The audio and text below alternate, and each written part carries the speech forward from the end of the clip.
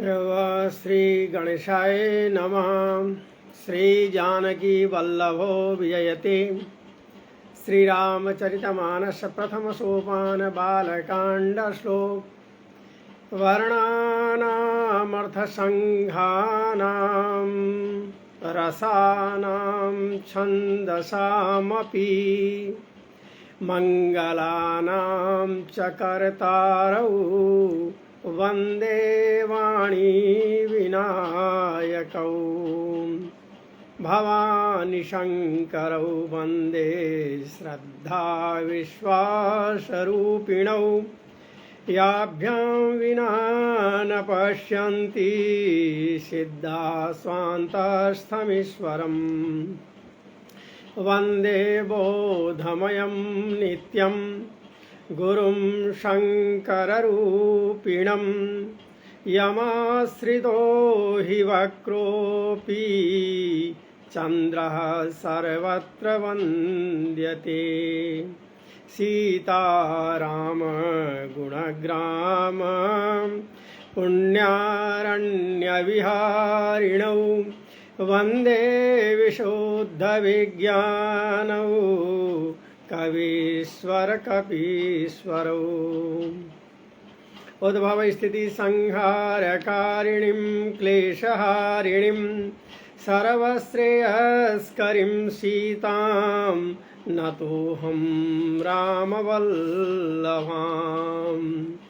यन्मायावशवर्तिवे स्वमखिलं ब्रह्मादिदेवासुरा यश्चात्पादमृगैव भाति सकलं रज्जौ यथा हैर्भ्रमः यत्पादप्लवमेकमेव हि भवाम्भोधे स्थितिर्षावताम् वन्देऽहं तमशेषकारणपरं रामाख्यमीशं हरिम् नानापुराणनिगमागमसम्मतं यद् रामायणे निगदितं क्वचिदन्यतोऽपि स्वान्तः सुखाय तुलसी रघुनाथ गाथा भाषा निबंधमतिमंजुलमातिनोतु। प्रेम से बोलिए सियावर रामचंद्र की जय। पवन सुत हनुमान की जय। श्री राम भगवत कथा चर्चा के इस पावन अवसर पर आप जितने भी हमारे आत्मीय जन जुड़े हैं, जितने भी श्रद्धालु जन जुड़े हैं, जितने भी भक्त जन जुड़े हैं, आप सभी का हृदय से स्वागत, हृदय से अभिनंदन। भगवान श्री राम की कृपा सदैव सब पर बनी रहे। स्वागत है आदरणीय श्री राम प्रवेश पंडित जी, अभिनंदन अभिवादन। श्री DK चौहान जी स्वागत है। आदरणीय श्री रविंद्र पाठक जी स्वागत है। जितने भी लोग जुड़ रहे हैं सभी का स्वागत। श्री अजय कुमार मिश्र जी आपका भी स्वागत। दीपक कुमार जी स्वागत है, अभिनंदन है, जुड़े। और हम आज अचानक मन बना था कि हम सभी बैठें और श्री राम कथा पर कुछ चर्चा करें।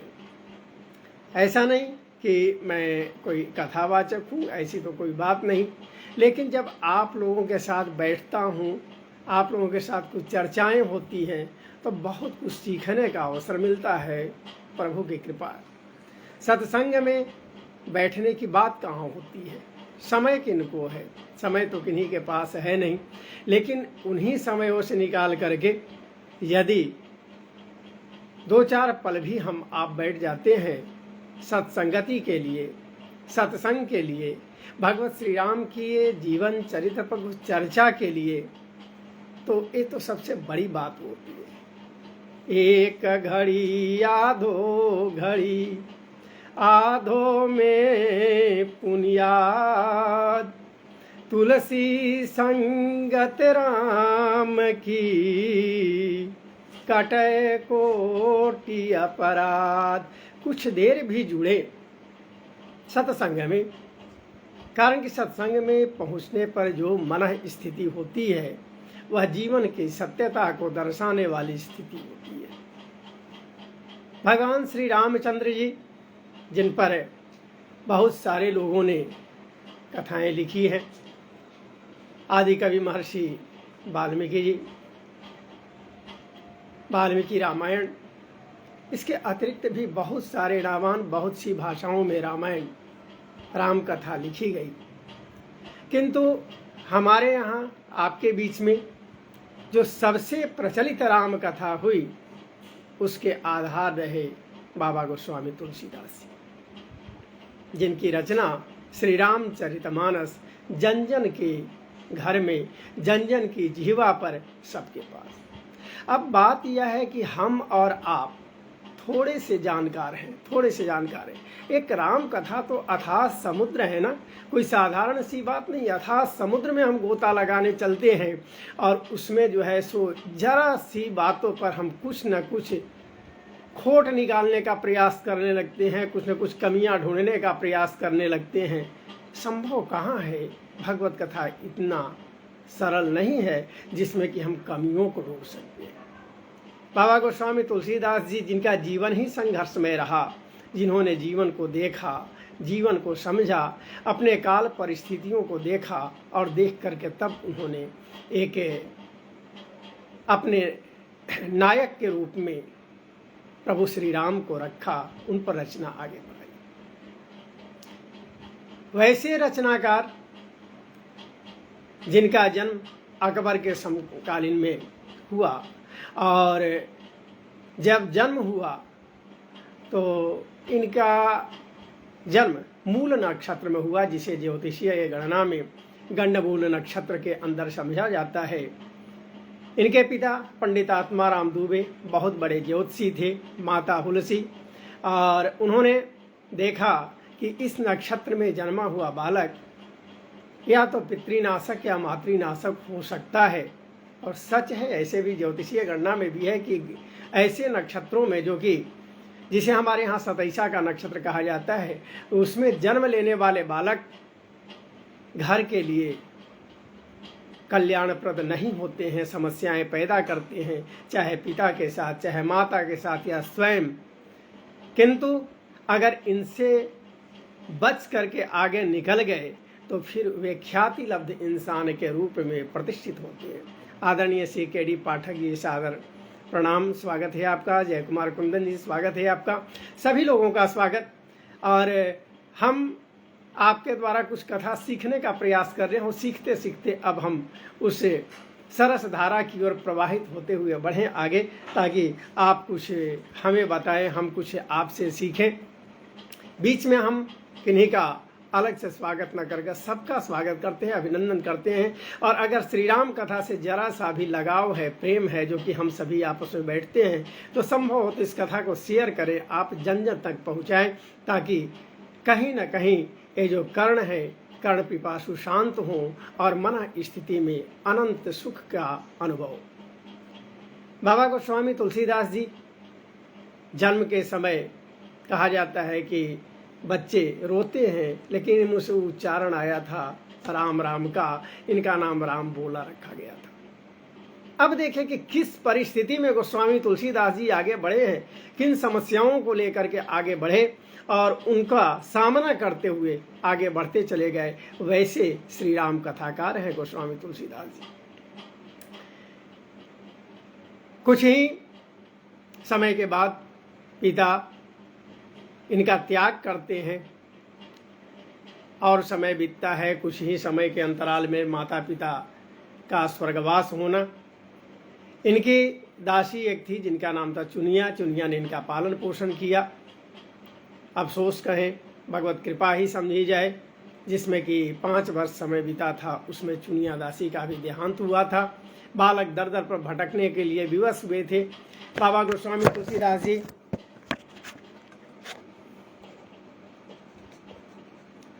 और बाबा के भटकने के क्रम में ही इनकी भेंट बाबा नरहरि दास से होती है। बाबा नरहरि दास इन्हें दीक्षा देते हैं। इसी क्रम में कथा आई है कि दीनबंधु पाठक की कन्या रत्नावली के साथ इनका विवाह हुआ है और विवाह होने के बाद पत्नी से असीम लगाव हुआ। असीम लगाव यहाँ तक कि जब इनकी पत्नी एक बार बरसात के दिनों में मायके चली गई हैं, सहन नहीं होता है, अकेलापन विरह सह नहीं पाए और वहाँ से वे पहुँच जाते हैं अपनी पत्नी से मिलने के लिए। कई तरह की जड़श्रुतियाँ हैं, कई तरह की कथाएं हैं कि कैसे कैसे वे नदी पार कर या अर्धरात्रि में अंधेरी रात में पहुँचे हैं ससुराल। वहाँ अचानक पहुँचे देख करके उनकी पत्नी ने इन्हें फटकारा है, अस्थि चर्मम देहते तामे ऐसी प्रीत। ये हमारे हड्डी और चर्म का जो शरीर है इस पर इतना लगाव है, अगर इतना बड़ा लगाव प्रभु श्री राम से हो जाता तो फिर संसार का कोई भय ही नहीं रहता। तुरंत वहां से लौटे हैं। वापस लौटने के बाद विभिन्न आर्ष ग्रंथों का, वेद पुराणों उपनिषदों का अध्ययन किए बाबा गोस्वामी तुलसीदास जी। ऐसे ही जब इनका जीवन क्रम चलता रहा, कई बार परीक्षाएं हुई, समकालीन पंडितों ने भी इनका काफ़ी विरोध किया था। और अब हम चलते हैं मूल कथा की ओर, जहाँ की हम सभी चर्चा करने वाले हैं, श्री राम कथा, श्री रामचरितमानस। श्री रामचरितमानस कोई साधारण ग्रंथ नहीं है। एक और आध्यात्मिक ग्रंथ है तो दूसरी ओर साहित्यिक ग्रंथ है। अगर दूसरी ओर साहित्यिक ग्रंथ है तो एक और यह जीवन जीने की कला सिखाने वाला ग्रंथ है। यह महाकाव्य अध्यात्म से, यह महाकाव्य साहित्य से और साथ ही साथ जीवन से इसे जोड़ने का एक बहुत बड़ा। बाबा गोस्वामी तुलसीदास ने स्वयं लिखा है कि इसे रामचरितमानस को लिखने में 2 वर्ष 7 महीना 26 दिन लगे। संबत 1631 करऊं कृपा हरि पद धरि सीसा। नौमी भौम बार मधुमासा अवधिपुरी यह चरित प्रकाशा। इसे लिखने में, रामचरितमानस की कथा लिखने में बाबा गोस्वामी तुलसीदास जी को 2 वर्ष 7 महीना 26 दिन लगे। और हम 1 दिन 2 दिन पढ़ करके और ढूंढने लगते हैं कि इसमें कमियां कहाँ कहाँ हैं। आदरणीय सज्जनों, ये संभव नहीं, ये कोई सरल बात नहीं है कि बाबा गोस्वामी तुलसीदास जी, कारण कि इसमें आप देखें जितने भी उस समय के छंद और अलंकार हैं, बाबा गोस्वामी तुलसीदास ने छंद, अलंकार और श्रृंगार सबका उसमें वर्णन किया है, सबको उसमें समाहित किया है। इसमें कुल श्लोक जो हैं सो 27, चौपाइयों की संख्या 4647 रही है रामचरितमानस में। दोहों की संख्या 1193, सोरठों की संख्या 87 और अन्य तरह के जो छंद आए हुए हैं उसमें 215 है। एक चौपाई बनाने में बाबा गोस्वामी तुलसीदास जी को कितना समय लगा होगा, कितनी सोच लगी होगी, कैसे कैसे शब्द लाए होंगे, कैसे कैसे मात्राओं को बिठाया होगा उन्होंने। कोई सरल बात नहीं है जो कि हम और आप उस पर विचार कर लेते हैं। तो प्रभु की कथा थी जो कि उन्होंने लिखने का प्रयास किया, कारण कि चौपाई के हर चरण में निर्धारित मात्राएं हैं, दोहे के हर चरण में निर्धारित मात्राएं हैं, सोरठे के हर चरण में निर्धारित मात्राएं हैं, जितने भी छंद हैं सबके चरण में निर्धारित मात्राएं हैं। और बाबा गोस्वामी तुलसीदास जी ने उनका अक्षरशः पालन किया। आज हम और आप जिस श्री राम कथा के चर्चा में बैठे हुए हैं, सही में जब श्री राम कथा सुनने का अवसर मिले, जब श्री राम कथा कहने का अवसर मिले, तो राम कथा सुन दर कर तारी, संशय विहग उड़ावन हारी। श्री राम कथा के समय, श्री राम कथा श्रवण के समय अगर सुंदर तालियों से प्रभु का नाम लिया जाए तो जिस तरह पेड़ के नीचे बैठ करके हम ताली बजाते हैं, उस पर बैठे हुए पक्षी उड़ जाते हैं, उसी तरह से हमारे शरीर के ऊपर जो पाप बैठे हुए हैं सभी पाप पक्षियों की तरह उड़ जाते हैं। श्री राम कथा में प्रभु श्री राम को नायक बना करके और शुरू से अंत तक की कथा उसमें लिखी है 7 कांडों में, जिसमें सबसे बड़ा कांड बालकांड, उसके बाद अयोध्या कांड, अरण्य कांड, किष्किंधा कांड, सुंदरकांड, लंका कांड और उत्तरकांड। ये 7 जो कांड हैं जिन्हें अध्याय के रूप में हम कहें, ये 7 सोपान के रूप में बाबा गोस्वामी तुलसीदास ने इन्हें रखा है, जिसमें कर्म, भक्ति, ज्ञान तीनों को समाहित किया है। प्रभु श्री राम का जीवन हमें जीने के लिए सिखाता है। प्रभु श्री राम के जीवन से जुड़ी हुई जितनी भी अमांतर कथाएं हैं वे सभी कथाएं हमारे घर घर से जुड़ी हुई कथाएं हैं और हमें आगे कैसे चलना है इन सारी बातों को बताते हैं।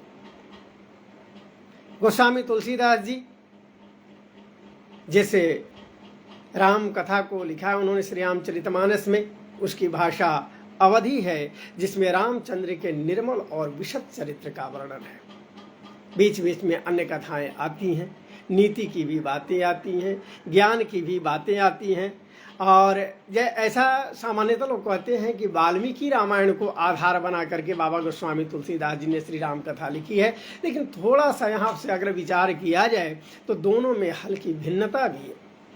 बाबा गोस्वामी तुलसीदास जी ने जिस श्री रामचंद्र को नायक बनाया है वे श्री रामचंद्र जी एक सामान्य मनुष्य के रूप में है, लेकिन बाबा गोस्वामी तुलसीदास जी ने जिस श्री राम को नायक बनाया है वे सामान्य मनुष्य के रूप में तो है ही, अवतार ग्रहण करने वाले प्रभु के रूप में।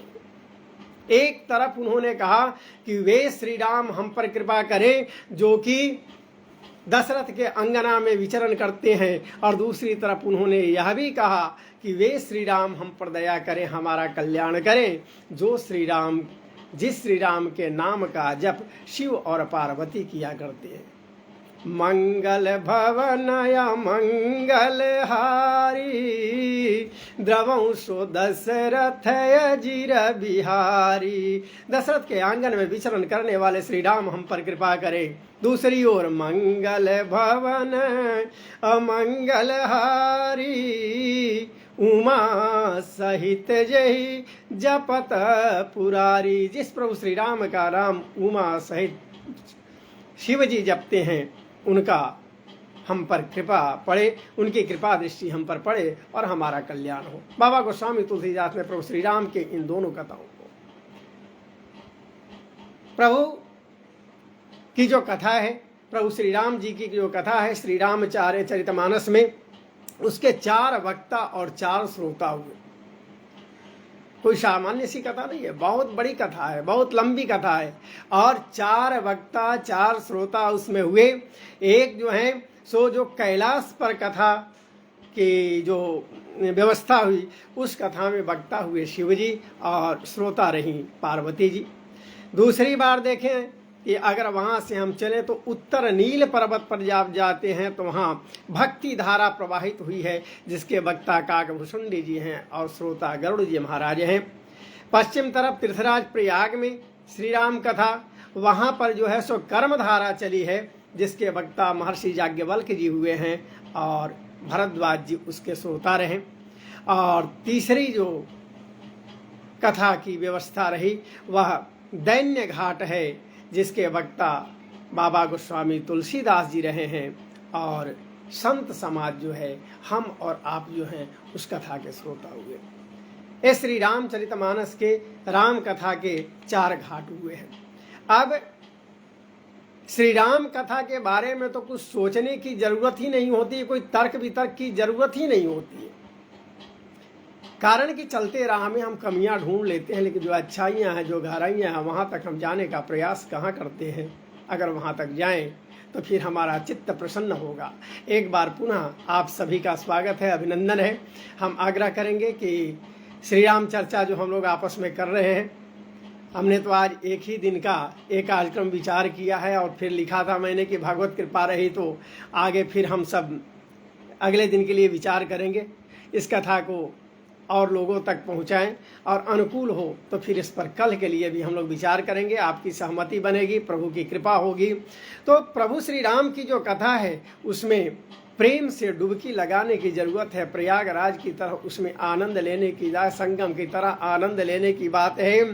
सुनि समुझहि जन्म उदित मन, माजहि अति अनुराग, लहै चार फल अछत तनु, साधु समाज प्रयाग। चार फल, हम जो भी कर्म करते जा रहे हैं इन कर्मों के पीछे चार ही मूल हमारे मकसद होते हैं: अर्थ, धर्म, काम और मोक्ष। कुछ लोग जो काम करते हैं उस काम के पीछे अर्थ की कामना बनी हुई रहती है, अर्थ की लालसा, धन हो, इसलिए हम काम करते हैं। अर्थ, धर्म, कुछ लोग जो कार्य करते हैं वे चाहते हैं कि धर्म हमारा हो, इससे धर्म बढ़ेगा, नाम होगा, हमारा पुण्य होगा। तीसरा है काम, सांसारिक लगाव, आसक्ति, यह भी। और एक है मोक्ष, जो कि मुक्ति मिल जाए। ये सांसारिक आवागमन जो है 84 लाख योनियों में जो भटकने का अवसर होता है, उस योनियों से हम बच करके आगे की ओर बढ़ें, ये सबसे बड़ी बात है। तो ये श्री राम कथा के श्रवण करने से धर्म, अक्ष, काम, अधर्म, अर्थ, काम और मोक्ष, इसकी प्रतिपूर्ति होती है, इसकी प्राप्ति होती है और हम आगे बढ़ते हैं। इस कथा के बारे में किसी भी तरह की आश्चर्य करने की बात ही नहीं। बाबा गोस्वामी तुलसीदास जी ने क्या लिखा, उन्होंने किसकी कथा लिख दी, किसकी कथा में क्या कमी रह गई, एक कुछ तो सोचने की बात ही नहीं है। बाबा गोस्वामी तुलसीदास ने लिखा है, सुनिया चरज करे जनि कोई, सत्संगति महिमा नहीं गोई। अगर कथा को सुन करके कोई आश्चर्य करता है तो वह जान ले कि सत्संगति की महिमा को जानता ही नहीं है। अरे बाबा गोस्वामी तुलसीदास जी जब श्री रामचरितमानस का आरंभ किए हैं, कथा जब लिखना प्रारंभ किए हैं, तो किनकी वंदना नहीं किए हैं? सभी देवताओं की वंदना किए हैं। प्रभु श्री राम, माता सीता की वंदना किए हैं, हनुमत लला की वंदना किए हैं। इसके अलावे जितने तीर्थ हैं उन तीर्थों की वंदना की है उन्होंने, जितनी नदियां हैं उन नदियों की वंदना की है उन्होंने, संतों की वंदना की है, गुरु की वंदना की है, और वंदना करते करते आगे सज्जनों की वंदना की है उन्होंने, कथा श्रोताओं की वंदना की है, और उसके बाद जो दुष्ट लोग हैं उनकी भी वंदना की है बाबा तुलसीदास जी ने। कहाँ तक गहराई में हम चल सकते हैं? बाबा की कल्पना, अथाह कल्पना। और आगे बढ़ते बढ़ते तो उन्होंने सजीव निर्जीव सबके लिए कह दिया, जड़ चेतन जग जीव जत, सकल राम मैं जान, बंदऊ सबके पद कमल, सदा जोरी जुग पान। जितने भी सजीव निर्जीव भरे हुए हैं सबको मैं राम मैं समझ रहा हूँ। हम में राम, तुम में राम, घट घट में व्यापे राम, सब में राम है। और सबके चरणों की मैं वंदना करता हूँ अपने दोनों हाथों को जोड़ करके। ये बाबा गोस्वामी तुलसीदास की कितनी सरलता है। और कहते हैं कि पूरा संसार जो है सो सीताराम जी से भरा हुआ है, कहीं भी सीताराम जी नहीं है ऐसी बात नहीं, हर जगह है। लेकिन आपको वाईफाई मिलना पड़ेगा। जब वाईफाई पकड़ेगा, नेटवर्क आपका पकड़ेगा, तो प्रभु श्री राम तो आपके पास पहुंचेंगे ही, माता सीता तो आप पर कृपा दृष्टि बरसाएंगी। ये ध्यान रखना होगा। सिया राम मैं सब जग जानी, करऊं प्रणाम जोरि जुग पानी। अपने दोनों हाथों को जोड़ करके पूरे विश्व को, पूरे संसार को सिया राम मैं समझ करके प्रणाम करता हूँ। श्री राम जय जय राम, बोलो श्री राम जय जय राम, बोलो श्री राम जय जय राम। बाबा गोस्वामी तुलसीदास जी ने कहा कि ये जो मैं कथा हमने लिखी है श्री रामचरितमानस में, श्री राम कथा, इस कथा को जो प्रेम से कहता है, सुनता है या समझता है, वह प्रभु श्री राम के चरणों में अपना प्रेम बढ़ाता है। और यह जो कली काल है, भयंकर कलियुग में जो चारों तरफ कष्ट और दुख की स्थितियां हैं, उससे बचते हुए कल्याण को प्राप्त करता है। जे यही कथहि स्नेह समेता, कही हैं सुनी हैं समुझि सचेता, होई हैं राम चरण अनुरागी, कलिमल रहित सुमंगल भागी। श्री राम कथा इतने बड़े कल्याण को देने वाली कथा है, और प्रेम से कहें आप, मन से कहें या बेमन से कहें राम कथा, मन से सुने राम कथा या बेमन से सुने राम कथा, कल्याण तो होना ही है, इसमें कोई संदेह नहीं, कल्याण होगा। जिस तरह से अग्नि को प्रेम से हाथ में लेकर के उससे सहलाएं या भूलवश अग्नि पर हाथ रखा जाए, दोनों स्थितियों में अग्नि अपनी जो उसकी स्थिति है उसका बोध कराती है, जलाएगी। उसी तरह से प्रभु श्री राम की कथा कल्याण करने वाली है, उनका जो प्रभाव है उस प्रभाव के भागी हम पढ़ेंगे ही, चाहे या राम कथा प्रेम से कहें या बेमन से कहें। भाय कुभाय अनखयाल सहूं, नाम जपत मंगल दिशि दसहूं। भाई से कुभाई से किसी तरह से राम कथा का श्रवण करें, राम कथा का गायन करें, कल्याण ही होना वाला है। राम नाम नर केसरी कनकसी पुकलिकाल, जापक जन प्रहलाद जिमी पलह पाली दाली सुरसाल। ये राम कथा जो है कल्याण करने वाली है, नरसिंह भगवान के समान। जिस तरह से उन्होंने प्रहलाद की रक्षा की, हिरण्यकश्यप को उन्होंने मुक्ति दी, उसी तरह से रामचरितमानस की कथा अपने भक्तों को कल्याण करने वाली है। अब यह कथा बहुत ही शांति प्रदान करने वाली वह कथा जो कि 2 वर्ष 7 महीना 26 दिन में बाबा गोस्वामी तुलसीदास ने लिखी है, उस कथा की शुरुआत होती है। प्रेम से बोलिए सियावर रामचंद्र की जय। प्रभु श्री राम का अवतार क्यों हुआ?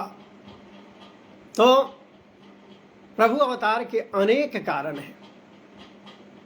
जैसे जैसे हम कथा में आगे गहराइयों में अवगाहन करते चले जाएंगे, उनके अवतारों की जो स्थितियां रही, अवतारों का जो कारण रहा है, उससे हम अवगत होगे चलेंगे।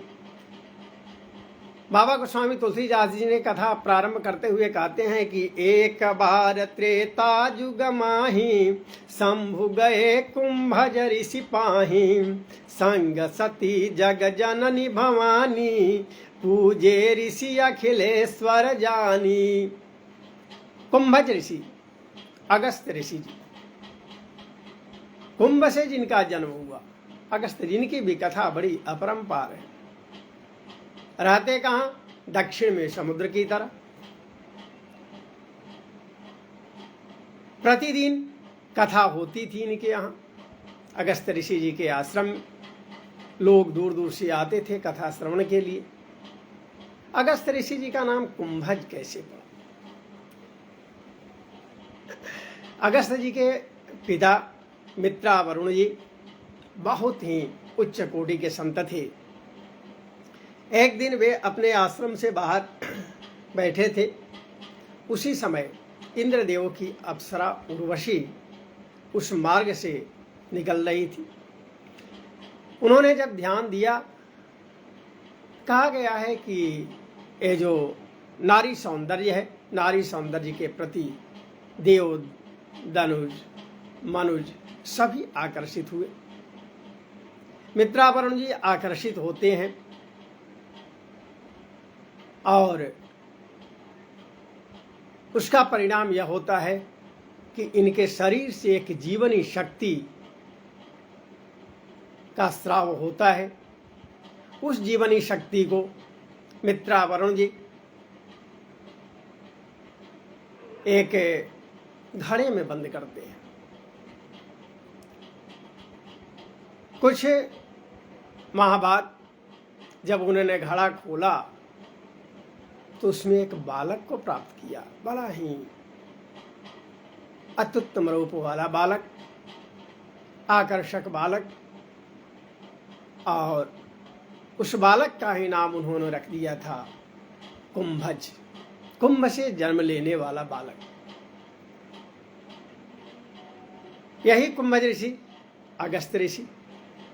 अगस्त्य ऋषि में तो इतनी बड़ी ताकत कि जब देवासुर संग्राम हो रहा था और देवासुर संग्राम के समय कुछ राक्षस भाग करके, कुछ दानव भाग करके समुद्र के तल में छुपने लगे, इंद्रदेव की बहुत प्रार्थना हुई। अगस्त्य मुनि ने एक चुल्लू में पूरे समुद्र के जल का पान कर लिया था, वे अगस्त्य मुनि। तो अगस्त्य मुनि जी के आश्रम में कथा हुआ करती थी, राम कथा। उस राम कथा को सुनने के लिए दूर दूर से लोग आते थे। अगस्त्य मुनि का आश्रम दक्षिण में एकदम नीचे की ओर, और उत्तर में ऊंचे पर कैलाश पर्वत पर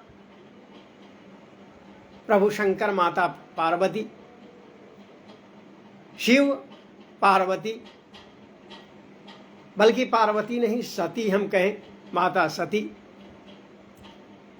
दोनों कोई गए हैं कथा श्रवण करने के लिए पैदल। प्रभु की कृपा, पैदल जाना, पैदल रास्ते, और भारत के पूरे उत्तरी छोर से पूरी तरह से दक्षिणी छोर की ओर जाना। लेकिन यहाँ अगर गहराई से देखा जाए कि अगर ऊंचाई का मतलब अहंकार होता है और गहराई का मतलब नम्रता होता है। जब कथा सुननी हो तो अहंकार कभी नहीं, नम्र बनने की जरूरत होती है। नम्रता की ओर जाने के बाद ही कथा श्रवण का आनंद मिलता है। प्रभु श्री राम की कथा सुनने के लिए भगवान शंकर अगस्त्य जी के यहाँ जाते, अकेले नहीं गए। संग सती जग जननी भवानी, सती माता को साथ लेकर के गए हुए। याद रखिएगा, अगर दाम्पत्य जीवन में बंधे हुए हैं तो भगवत कथा श्रवण हो या धार्मिक कार्य हो तो यह सनातन धर्म अकेले करने की मान्यता नहीं देता है। पति पत्नी दोनों को जाना चाहिए, कथा श्रवण हो, धार्मिक कार्य करना हो, उसमें जाने के लिए। भगवान शिव माता सती के साथ वहां जाते हैं। नीचे की ओर ढलते हुए समुद्र की गहराई की ओर जा रहे हैं, ऊपर कैलाश पर्वत से समुद्र की ओर जा रहे हैं। जहां भगवत की कथा हो रही हो प्रयास करना चाहिए, वहां ऊंची आसन पर नहीं बैठना चाहिए, कभी नहीं, भूल करके भी नहीं। हम तो देखते हैं कि अब कथा पंडालों में आराम से कुर्सियां लगा दी जाती हैं और सभी लोग बड़े शान से कुर्सियों पर बैठते हैं, और जिन्हें कुर्सियां ना मिल पाई वे तो रुष्ट होकर के वहां से चल भी देते हैं। जी नहीं, आनंद की बात वहां नहीं। आनंद की बात यह है कि जो वेद व्यास, जो कथा वाचक का आसन लगा हुआ है, उस आसन से नीचे जमीन पर बैठ करके कथा का श्रवण करें। जब प्रभु को, भगवान शिव को कथा सुननी है श्री राम की, वे अगस्त्य मुनि के आश्रम में नम्र हो करके नीचे के भाग की ओर चले जा रहे हैं, समुद्र तल की ओर चले जा रहे हैं। वहां गए हैं। वहां जाने के बाद जो है सो अगस्त्य मुनि जैसे ही देखे कि भगवान शंकर और माता सती हमारे यहाँ चले आए हैं, वे बहुत खुश हुए, बहुत खुश हुए। और खुश हो करके इनकी आओ भगत करना प्रारंभ करते हैं, उनके चरणों को धोते हैं, उन्हें अच्छा आसन देते हैं। अब ये सब काम तो चल रहा है। अगस्त्य मुनि शिव जी का आतिथ्य कर रहे हैं, और इधर जो है सो सती जी के मन में संदेह गहराता जा रहा है। उन्होंने कहा कि ये कौन कथावाचक है? अरे कथावाचक तो होता है जो ऊंची आसन पर बैठा रहता है, उसके सामने कोई आता है जाता है, इसकी कोई चिंता नहीं होती है। और एक ऐसा कथावाचक है जो कि भक्त के आने के बाद, श्रोता के आने के बाद उनके पैरों को धो रहा है, उनकी आरती उतार रहा है, उनका आतिथ्य कर रहा है।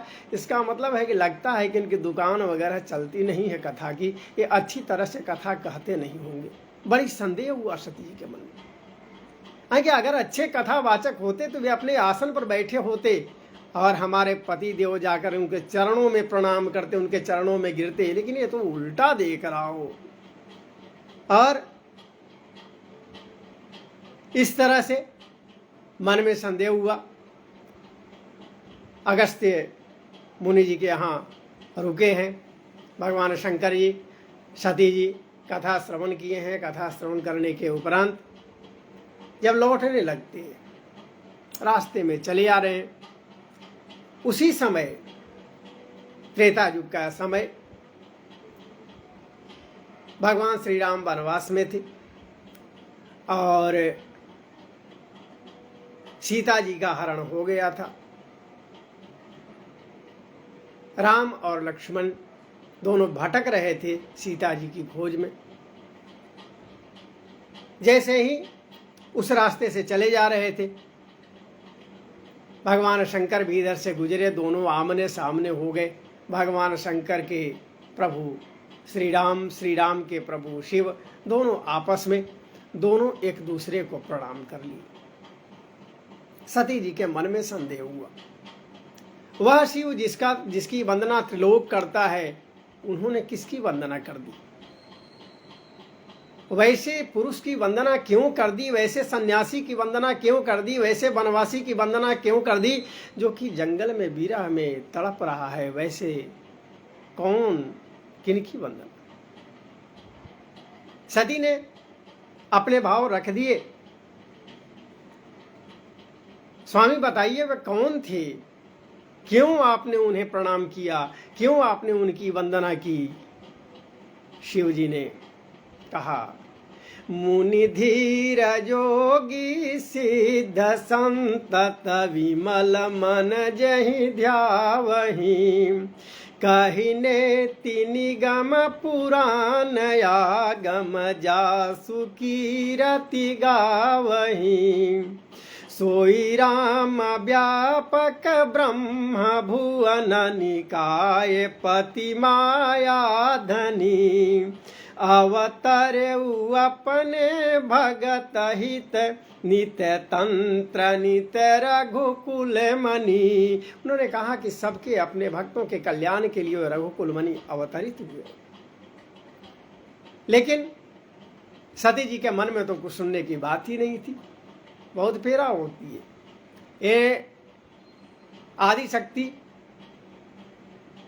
ये नारी माताएं जब जिद में पड़ जाती हैं तो फिर बड़े बड़े की सोच भी वहां पर तिलमिला जाती है।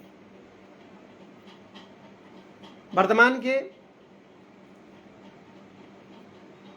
काव्य कलाकार, हिंदी साहित्य के साहित्यकार दिनकर जी ने लिखा, इंद्र का आयुध पुरुष जो झेल सकता है, सिंह से बाहें मिलाकर खेल सकता है, फूल के आगे वही असहाय हो जाता, शक्ति के रहते निरूपाय हो जाता, विद्ध हो जाता सहज बंकिम नयन के बाण से, जीत लेती रूपसी नारी उसे मुस्कान से। सभी शक्तियों के रहने के बाद भी पुरुष उस समय कुछ नहीं सोच पाता, उस समय कुछ नहीं कर पाता जब किसी नारी की जिद्द हो जाती है उसके साथ। माता सती जी के मन में भ्रम जो बैठ गया, जो संदेह बैठ गया, सुनने के लिए तैयार नहीं कि वो प्रभु श्री राम कौन है। उनकी बातों का कोई इन पर असर ही नहीं पड़ रहा था। बाबा गोस्वामी तुलसीदास जी ने कहा, लागन उर उपदेश जदपि कहूँ शिव बार बहु, बोले बिहसी महेश हरि माया बल जानिया। आगे बहुत समझाने के बाद भी माता सती के मन में कोई उपदेश का प्रभाव ही नहीं पड़ रहा। प्रभु श्री राम अवतरित हैं, बार बार शिव जी बता रहे हैं, लेकिन कोई अंतर नहीं पड़ने वाला।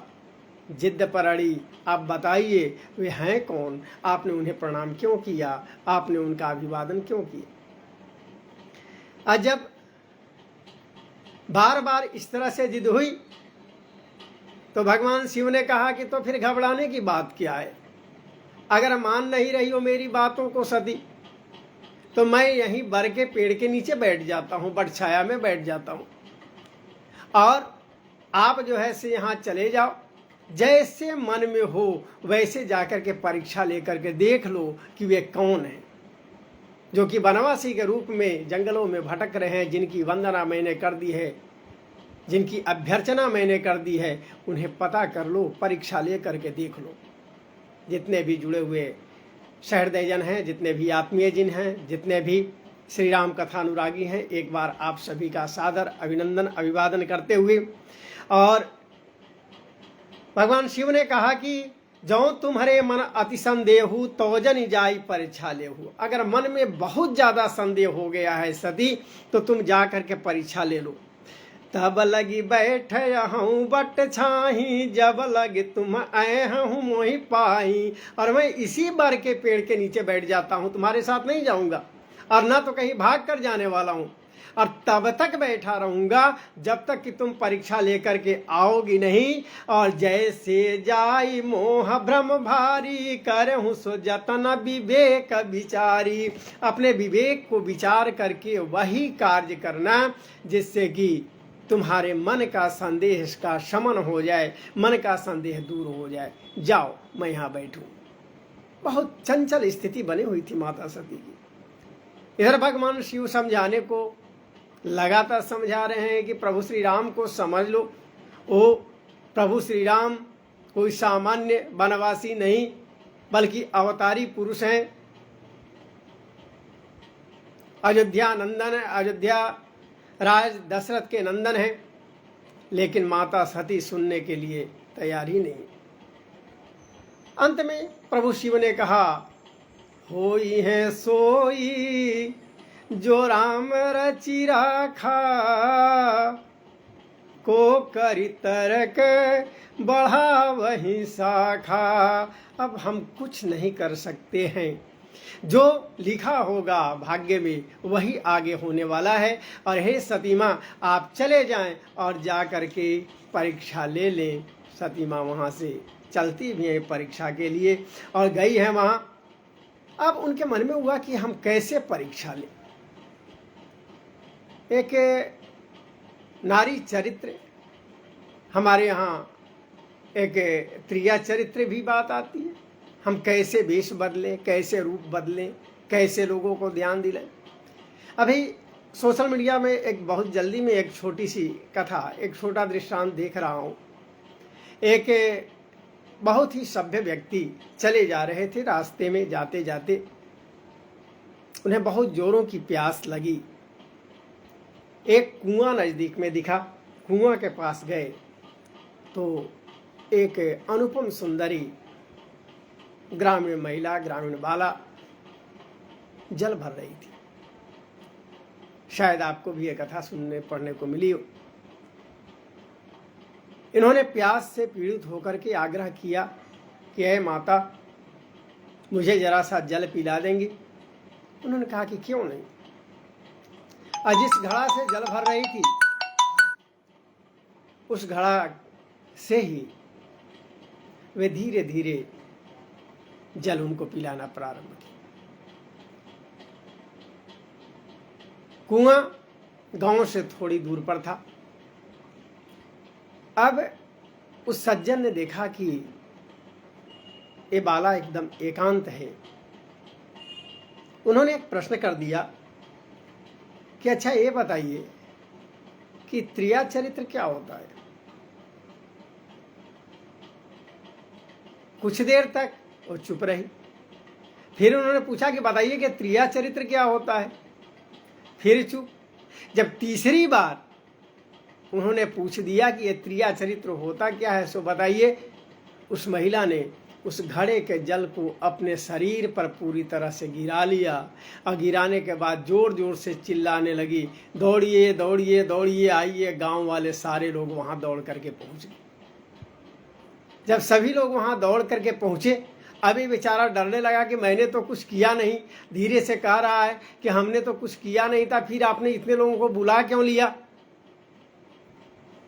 और जब गांव वालों की भीड़ आ गई तो उस माता ने उन लोगों से कहा कि आप लोग दौड़ करके आए, इसके लिए बहुत बहुत धन्यवाद। अभी कुछ देर पहले मैं इस कुआं में समाप्त हो गई थी, जल भरने के क्रम में इसमें गिर गई थी। और एक अनजान पुरुष ने यहाँ पर आकर के हमें इस कुएं से बाहर निकाला है और बचा लिया है। पूरे गांव के लोग काफ़ी प्रसन्न होने लगे और कोई इसे कंधे पर उठाता है, कोई इसे प्यार से कुछ खिलाने का प्रयास करता है। पूरे गांव का नायक जैसा बन गया था।